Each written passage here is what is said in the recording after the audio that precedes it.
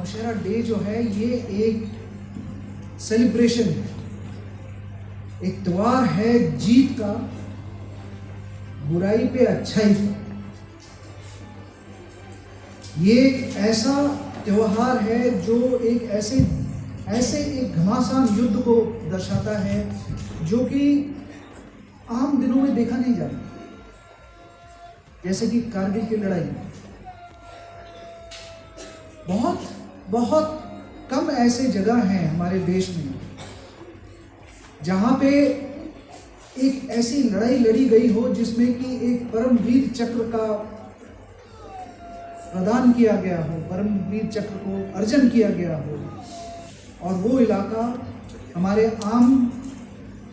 आवाम के बीच में कहीं है, और वो यही है टाइम जहाँ पर नायक जदुनाथ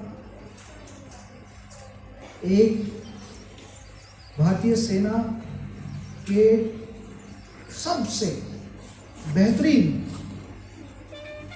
सिपाही के रूप में आखिरी गोली, आखिरी दुश्मन तक लड़ते लड़ते देश के लिए काम आ गए। ऐसे दिन का आज उपलक्ष्य मनाया जा रहा है, और ऐसे दिन में आप सबके बीच में यहाँ आकर खड़े होकर आपको संबोधित कर पाने का जो गर्व मुझे आज हासिल हुआ है, उसके लिए मैं आप सबको, आप सबसे नतमस्तक नमन करता हूँ।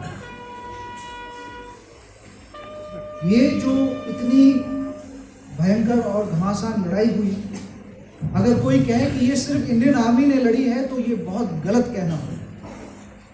ये लड़ाई सिर्फ इंडियन आर्मी ने ही लड़ी, ये लड़ाई नौशेरा के आवाम ने इंडियन आर्मी के साथ मिलकर लड़ी।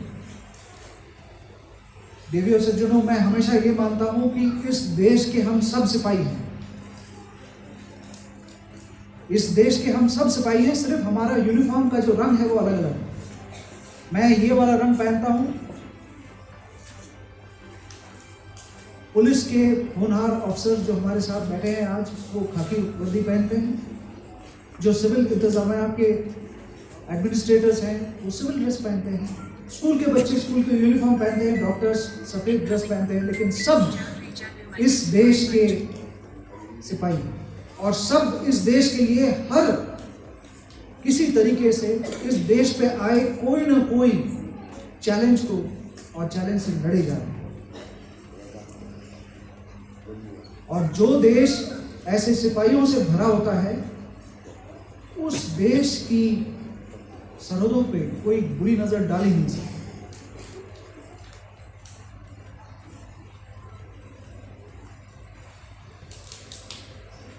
आज स्टूडेंट्स ने जिस तरह से यहाँ पे इतना मनमोहक कार्यक्रम किया, और जब मुझे पता चला कि एक्चुअली 11 प्रोग्राम्स थे तो मेरा मन ललचा गया बोलने के लिए, हुक्म देने के लिए कि मैं 11 के 11 देखकर जाऊंगा। लेकिन शायद भगवान ने कहा है कि नहीं, आज 3 से ही संतुष्टि करो।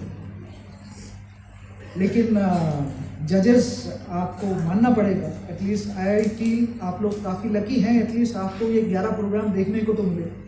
ये तीनों प्रोग्राम मैं जब देख रहा था तो मेरे रोंगटे खड़े हो गए थे, और वैसे कहने में कोई बुराई नहीं है, मैं भी एक इंसान ही हूँ, मेरे आंखों में 2-3 बार आंसू भी आ गए बच्चों को इतना अच्छा परफॉर्म करते हुए देखते। वेरी नाइस, और बहुत शाबाश मेरे बच्चों।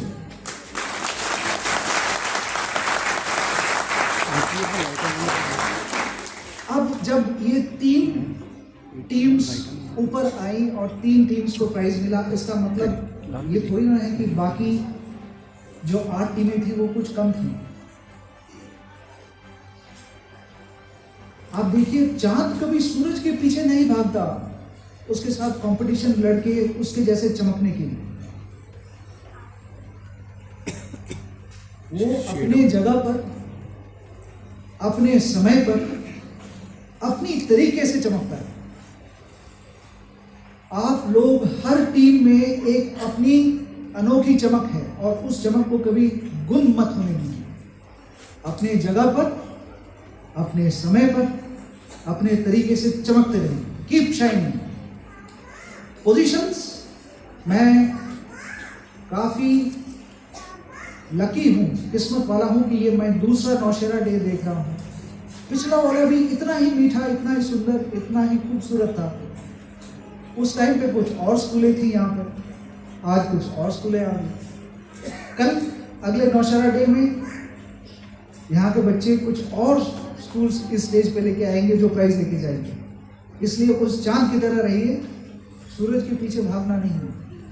कोई चमक गया तो उससे जलना नहीं है। अपने जगह पर, अपने समय पर, अपने तरीके से चमकते रहिए। मैं आज माइटी 80 इन्फेंट्री ब्रिगेड के हर उस ओहदेदार को हार्दिक अभिनंदन करता हूं जिन्होंने नौशेरा डे के उपलक्ष्य पे run for fun, painting competition, poster making competition, Bakarwal outreach जैसे बेहतरीन कार्यक्रमों का आयोजन किया। और साथ ही साथ सभी झांगड़ के निवासियों को भी स्पेशल बधाई, क्योंकि आज झांगड़ की पावन भूमि पर एक high mast Indian tricolour, Bharat का तिरंगा पूरे दम से लहरा रहा है। पूरे टीम को बहुत बहुत शाबाश, अभिनंदन, बधाई। मेरे प्यारे बच्चों, आप हमारे देश की भविष्य हो। जो आने वाला कल है वो आज से भारी होगा, इसमें कोई शक नहीं। आपके ये कोमल कंधे जो आज नाजुक हैं, हमें इन्हें मजबूत बनाना है, क्योंकि कल का जो भार है वो आपके इन कंधों पे उठाना है आप। तो कुछ एक चीजें जो आपको मैं बताकर जाना चाहता हूं, अच्छा लगे तो रख लीजिएगा। आप लोग अभी स्टूडेंट्स हैं, विद्यार्थी। जब मैं स्कूल में पढ़ता था तो एक बड़ा अच्छा सा एक श्लोक हमें सिखाया जाता था। काक चेष्टा बको ध्यानम, श्वान निद्रा तथैव च। कौवे की तरह प्रयास करने वाला। आप लोगों ने वो कहानी सुना है? मटके में कम पानी था तो कौवे ने एक एक करके पत्थर डाल डाल के उस पत्थर पानी का लेवल ऊपर किया और वो पानी पी गया। काक चेष्टा बको ध्यानम। आपने बगुले को कभी भी मछली पकड़ते हुए देखा है? झील के साथ में खड़े हुए कॉन्सेंट्रेशन कर, वो जितना कॉन्सेंट्रेट करता है उतना उसको उसका शिकार मिलता है। श्वान निद्रा मतलब आपने घर में आपका जो वॉच डॉग होता है उसको आपने देखा है? वो अगर सो भी रहा होगा तो आप इतना सा आवाज करिए, ठक से उसकी आंखें खुल जाएंगी। इसे कहते हैं सजाग निद्रा। काक चेष्टा बको ध्यानम, श्वान निद्रा तथैव च। अल्पाहारी ब्रह्मचारी विद्यार्थी पंचलक्षण। अल्पाहारी, आज आप देखिए वर्ल्ड हेल्थ ऑर्गेनाइजेशन कहता है चाइल्ड ओबेसिटी एक बहुत बड़ा बीमारी हो रखा है।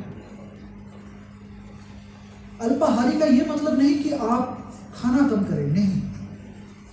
अल्पाहारी का मतलब है आप संयम रखें, कंट्रोल। और अल्पाहारी से ये मतलब है कि आपको उस चीज की तरफ मोटिवेट किया जाए, घर का खाना, अपनी माँ, दीदी, बहन, दादी, नानी, इनके हाथ का बना हुआ खाना, क्योंकि ये खाने में एक ऐसा मसाला, एक ऐसा कुछ है जो कि बाहर के दुकान में आपको वो नहीं मिलेगा, वो है प्यार। जब माँ खाना बनाती है, चाहे वो कितना ही रूखा या सूखा हो, उस खाने में वो जो एक मसाला पड़ता है प्यार का, वो कहीं नहीं मिलेगा। तो अल्पाहारी से मैं ये माने देना चाहता हूँ। और ब्रह्मचारी का मतलब ये कि ब्रह्मचारी जो वो है जो पूरी दुनिया में अपनी पूरी आदतों पे कंट्रोल करे। ये मोबाइल का ज़माना है, टीवी का ज़माना है, कुछ एक बहुत बुरी आदतें जो हमारी समाज में आ रही हैं जैसे ड्रग्स, शराब, इन सब से ब्रह्मचर्य करना, इन सब से परहेज करना, ये है आपका ये दिन। इन 5 गुणों को आपने अनुसरण करना है। पढ़िए, खूब पढ़िए, ज्ञान का अर्जन कीजिए। पहले तो विद्या का अर्जन कीजिए। जब विद्या का आप अर्जन कर चुके होते हैं उसके बाद आपको ज्ञान मिलता है। और विद्या और ज्ञान में बहुत फर्क है। विद्या का मतलब यह है कि जो आपने खाना खाया, और ज्ञान का मतलब है जब आपने उस खाने को अच्छी तरह से पचा के उससे आपने ताकत ली। अगर आप गलत चीज बहुत ज्यादा ले लेंगे अपने अंदर तो बदहजमी हो जाएगी। तो पढ़िए और पढ़ के समझिए। समझना बहुत जरूरी है। अगर आप समझेंगे नहीं तो किताबी कीड़ा बन जाएंगे। आप डॉक्टर बन सकते हैं, इंजीनियर बन सकते हैं, लेकिन एक अच्छा इंसान नहीं बन सकते। अच्छा इंसान बनने के लिए विद्या को ज्ञान में परिवर्तन होना बहुत जरूरी है। सिर्फ विद्या काफी नहीं है, ज्ञान काफी होता है, तब जाके वो विद्वान कहलाता है। एक हीरा बनिए।